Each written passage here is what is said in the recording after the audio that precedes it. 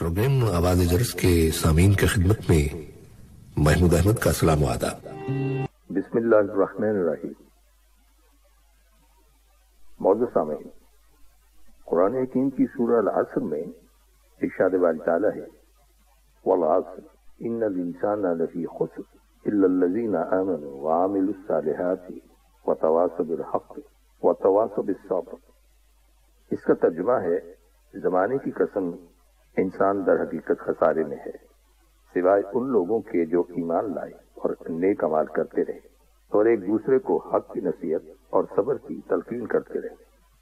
कुरान हकीम की ये मुख्तसर सूरत देखने में बहुत छोटी है, लेकिन इसमें अल्लाह सुब्हानहू व तआला ने हमें एक बहुत बड़ी खबर और बहुत बड़े सबक से आगाह किया है। इसमें अल्लाह ताला जमाने की कसम खा के और जमाने को गवाह बनाकर इंसान को कुछ सबक सिखा रहे हैं। जमाना गवाह है इस बात पर कि यकीनन इंसान खसारे में है। इस खसारे से सिर्फ वो लोग महफूज हैं जो ईमान लाए, नेक काम करें, एक दूसरे को हक की तलकीन करें, एक दूसरे को हक की नसीहत करें, हक बात करें और एक दूसरे को सब्र की तलकीन करें। तो इसका मतलब यह हुआ कि इन चार क्वालिटीज यानी इन चार सिफात के बगैर इंसान मुकम्मल नहीं हो सकता। चुनाचे इस दुनिया की कामयाबी और आखिरत की कामयाबी इन चार सिफात पर मबनी है। पहली चीज तो ईमान लाना है, अल्लाह ताला को, रसूलों को, फरिश्तों और आखिरत को तस्लीम करना। और दूसरी चीज ये कि जो कुछ अल्लाह ताला ने फरमाया, जो कुछ हमारे प्यारे नबी सल्लल्लाहु अलैहि वसल्लम ने हमें बताया और सिखाया, उस पर ना सिर्फ अमल किया जाए बल्कि एक दूसरे को भी उस पर अमल करने की नसीहत की जाए। खैर और नेकी की बात एक ऐसी इमानत है जिसको दूसरों तक पहुंचाना हमारी जिम्मेदारी है। ये नहीं कि हम किसी बुराई को देखते रहें और उसे इग्नोर कर दें, ऐसा नहीं होना चाहिए। और ये नहीं सोचना चाहिए कि ठीक है, खुद भुगतेगा, हमें क्या। मिसाल के तौर पर बाज़ औक़ात खानदान में कोई एक फर्द खानदान के दूसरे फर्द पर जुर्म कर रहा होता है, ज्यादती कर रहा होता है। हम देखते हैं कि ज्यादती उसकी है, लेकिन हम खामोशी इख्तियार कर लेते हैं कि हमें क्या। हमारा दीन इस तरह बेनियाज होकर रहना नहीं सिखाता, बल्कि हमें ये तालीम देता है कि जो भी ज्यादती या जुल्म करने वाला है उसे रोको और उसे समझाओ। जैसा कि नबी अकरम सल्लल्लाहु अलैहि वसल्लम ने इरशाद फरमाया, अपने भाई की मदद करो, खा जालिम हो या मजलूम हो। लोगों ने पूछा कि मजलूम की मदद तो समझ में आती है, लेकिन जालिम की मदद कैसे की जाए। तो नबी अकरम सल्लल्लाहु अलैहि वसल्लम ने इरशाद फरमाया कि जालिम को उसके जुल्म से रोकना ही उसकी मदद करना है।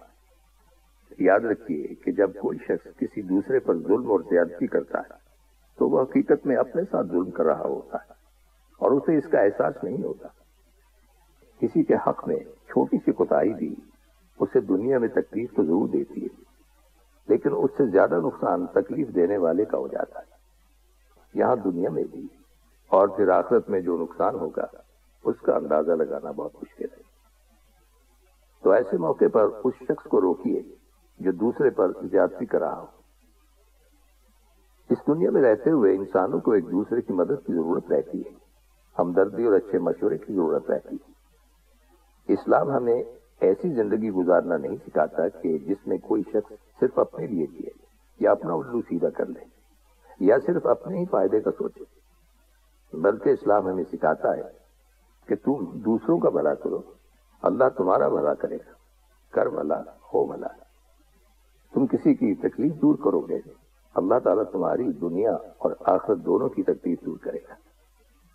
इसलिए जब हम किसी के गम के मौके पर, किसी की तकलीफ के वक्त, किसी भी किस्म के दुख, परेशानी और मुसीबत के मौके पर दूसरे को थाम लेते हैं, तो इसमें उस शख्स का फायदा भी है और हमारा अपना भी फायदा है।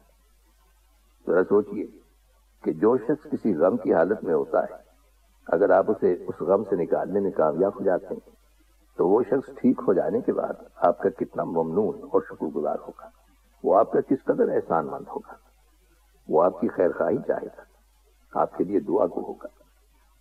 आपने देखा होगा कि आमतौर पर जब किसी की गम, दुख और तकलीफ की हालत में मदद की जाती है तो लोग उसे भूलते नहीं। खास तौर पर अगर सच्ची नीयत के साथ किसी की मदद की जाए, जिसमें दुनिया का कोई मुफाद ना हो, कोई जाती मकसद ना हो, कोई नाम पैदा करना या शोहरत हासिल करना मकसूद ना हो, صرف سچی اور خالص نیت کے ساتھ دوسرے کی ہمدردی اور اللہ کی خوشنودی مقصود ہو۔ یاد رکھیے کہ مسلمان کا ایمان اور دین بہت ویلیویبل ہے، اس کی حفاظت کے لیے ہر وقت ہمیں صبر کا دامن ہاتھ سے نہیں چھوڑنا چاہیے، اور سورۃ العصر میں ہمیں صبر کرنے کی تلقین کی گئی ہے۔ آج کے زمانے میں اکثر دیکھنے میں آیا ہے کہ ینگ کپلز میں طلاقیں ہو رہی ہیں، اچھے بھلے ہنسی خوشی زندگی گزار رہے ہیں، نارمل زندگی بسر کر رہے ہیں، اچانک اتنا شدید غصے کا انہیں دورہ پڑتا ہے اور اتنے سنگین قسم کے حالات پیدا ہو جاتے ہیں کہ دیکھتے ہی دیکھتے سب برباد ہو جاتا ہے۔ یوں لگتا ہے کہ بگولا تھا یا شعلہ تھا جس نے سب کو چلا کے رکھ دیا۔ آپ جانتے ہی ہیں کہ چھوٹی موٹی باتیں اونچ نیچ تو ہر گھر میں ہوتی رہتی ہے، لیکن اچانک ایسا کیا ہوا کہ نوبت طلاق تک جا پہنچی؟ تو اس کی وجہ یہ ہے کہ جو ہی صبر کا دامن ہاتھ سے چھوٹا، ازلی دشمن شیطان حملہ آور ہوا، اس کے بہکاوے میں آ گئے اور اپنا نقصان کر دیا، بلکہ آنے والی نسلوں کا نقصان کر دیا۔ اس لیے صبر کا اختیار کرنا بہت ضروری ہے۔ یہاں صبر کی وضاحت کرتا چلو۔ صبر کے لفظی معنی ہیں روکنا، سہارنا، کسی بات پر قائم رہنا، تکلیفوں کی شکایت نہ کرنا، مشکل وقت میں اپنے نفس کو گھبراہٹ اور پریشانی سے روکنا، اپنے دل کو اس طرح سے مضبوط بنائے رکھنا جس طرح عقل اور شرع کا تقاضا ہے، یعنی ہر اس کام سے، ہر اس بات سے اپنے نفس کو روکے رکھنا جسے عقل بھی تقاضا کرتی ہے کہ رکنا چاہیے اور ہمارا دین بھی کہتا ہے کہ ہمیں رک جانا چاہیے۔ صبر کا مطلب یہ بھی ہے کہ زبان سے ایسے کلمات نہ نکالنا جو اللہ سبحانہ تعالیٰ کو پسند نہ ہو، خاص طور پر غم اور مصیبت کی ابتدا میں صبر سے کام لینا، پہلی چوٹ لگنے پر، پہلا صدمہ پہنچنے پر اپنے آپ پر قابو پا لینا، نیگیٹو ری ایکشن سے خود کو بچانا۔ جیسے کہ آپ جانتے ہیں کہ دکھ اور تکلیف ہر انسان کی زندگی کا حصہ ہے، کوئی اس سے محفوظ نہیں ہے۔ آپ کو اس دنیا میں ایک بھی شخص ایسا نہیں ملے گا جس کی زندگی میں کوئی کمی نہ ہو، جس کو کوئی دکھ یا تکلیف کبھی نہ آتی ہو۔ کبھی جسمانی صحت کو کچھ ہو جاتا ہے، کبھی مالی پریشانی آ جاتی ہے، کبھی بچوں کی جانب سے کوئی پریشانی آ جاتی ہے۔ کوئی بھی شخص ایسا نہیں ہے کہ جس کی زندگی میں کہیں نہ کہیں سے کچھ نہ کچھ ہوتا نہ رہے۔ یہ زندگی کا لازمہ ہے اور اسی کا نام زندگی ہے۔ قرآن حکیم میں بھی اللہ سبحانہ تعالیٰ کا ارشاد ہے جس کا مفہوم ہے، ہم ضرور تمہیں خوف و خطر، فاقہ، جان و مال کے نقصانات، آمدنیوں کے گھاٹے میں مبتلا کر کے تمہاری آزمائش کریں گے۔ ان حالات میں جو لوگ صبر کریں اور جب کوئی مصیبت پڑے تو کہیں ان للہ و انا الیہ راجعون، یعنی بے شک ہم اللہ ہی کے لیے ہیں اور اسی کی طرف ہم لوٹ کر جانے والے ہیں۔ تو انہیں خوشخبری دے دو کہ ان پر ان کے رب کی جانب سے بڑی عنایات ہوں گی، اس کی رحمت ان پر سایہ پگڑ ہوگی، اور ایسے ہی لوگ سیدھے رستے پر چلنے والے، یعنی جو مصیبت میں اللہ کو یاد کرے، ان للہ و انا الیہ راجعون پڑھ لے، اس پر اللہ سبحانہ تعالیٰ کی طرف سے خاص رحمت آ جاتی۔ قرآن حکیم میں اللہ تعالیٰ صبر کرنے والوں کو بے حساب اجر کی خوشخبری سناتا ہے۔ جیسا کہ آپ جانتے ہیں کہ یہ دنیا امتحان کی جگہ ہے، چنانچہ یہاں ہم سب کا امتحان ہو رہا ہے، سب کو ٹیسٹ کیا جا رہا ہے کہ کس میں کتنی برداشت ہے، کون جنت کی ہمیشہ کی خوشیوں کے لائق ہے، کون بڑے انعام کا حقدار ہے۔ اصل میں جنت دراصل انعام ہے اللہ کی طرف سے۔ حقیقت یہ ہے کہ انسان اپنے عمل سے جنت نہیں خرید سکتا۔ ہاں، جو لوگ اس دنیا میں پیش آنے والے امتحانات، تکلیفوں، مصیبتوں اور ہر حال میں اپنے رب کو یاد کرتے ہیں، صبر کا دامن تھامے رکھتے ہیں، مشکلات میں بھی ایسا رویہ اختیار نہیں کرتے کہ جو انسانیت کے خلاف ہو، ایسے لوگوں کے لیے بے حساب اجر ہے۔ ایک اور جگہ قرآن حکیم میں ارشاد باری تعالیٰ ہے کہ جس شخص نے صبر کیا اور معاف کر دیا، بے شک یہ بڑی ہمت کے کاموں میں سے ہے اور اس کا بڑا اجر ہے، اور ہم صبر کرنے والوں کو ان کے اعمال کا بہت اچھا بدلہ دیں گے۔ ایک بات یاد رکھیے کہ صبر اسی کو آتا ہے جو کوشش کرتا ہے، صبر اسی کو آتا ہے جو مصیبت پڑنے پر اللہ تعالیٰ سے رجوع کرتا ہے۔ اسی لیے قرآن حکیم میں ارشاد ہے، اے لوگو جو ایمان لائے ہو، صبر اور نماز کے ساتھ مدد چاہو، بے شک اللہ صبر کرنے والوں کے ساتھ ہے۔ نبی اکرم صلی اللہ علیہ وسلم کی سنت ہے کہ مصیبت پڑنے پر انسان فوراً اللہ کی طرف رجوع کرے، سجدے میں گر جائے۔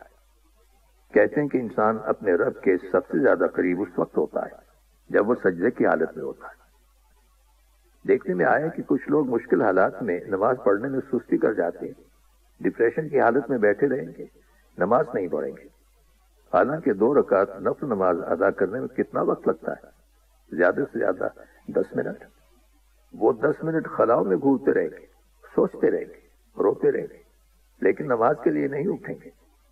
اصل میں یہ شیطان کا ہتھیار ہے، وہ غم زدہ کرتا ہے، روکتا ہے تاکہ اسے اللہ کی مدد حاصل نہ ہو۔ پریشانی ہو، غم ہو، کوئی تکلیف ہو، فوراً اٹھیے اور 2 رکعت نماز نفل ادا کیجیے اور اللہ سے مدد طلب کیجیے۔ آپ دیکھیں گے کہ آپ کو ایسا قرار آئے گا، ایسا سکون آئے گا جسے آپ عملی طور پر تجربے سے ہی جان سکتے ہیں۔ یاد رکھیے، صبر ایک روشنی ہے، یہ زندگی کے اندھیروں میں راستہ دکھاتا ہے۔ ہوتا کیا ہے، جب غم آتا ہے تو یوں لگتا ہے جیسے اندھیرا چھا گیا ہے، انسان کے سوچنے اور سمجھنے کی صلاحیت مفقود ہو جاتی ہے۔ نتیجہ کیا ہوتا ہے، انسان غلط فیصلہ کر بیٹھتا ہے، غلط کام شروع کر دیتا ہے اور نتیجتاً حاصل کچھ نہیں ہوتا، الٹا نقصان ہو جاتا ہے۔ یہ ہے تو بہت مشکل کام، لیکن خود کو بار بار یہ یاد دہانی کراتے رہنا چاہیے کہ نبی اکرم صلی اللہ علیہ وسلم نے ارشاد فرمایا کہ جو بچنے کی کوشش کرتا ہے اللہ اسے بے نیاز کر دیتا ہے، اور جو صبر کی کوشش کرے اللہ اسے صبر عطا کرتا ہے۔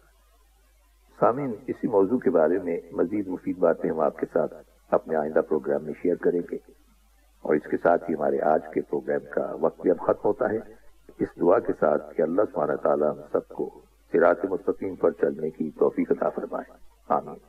آئندہ ملاقات تک کے لیے محمود احمد کو اجازت دیجیے، اللہ حافظ۔ پروگرام آواز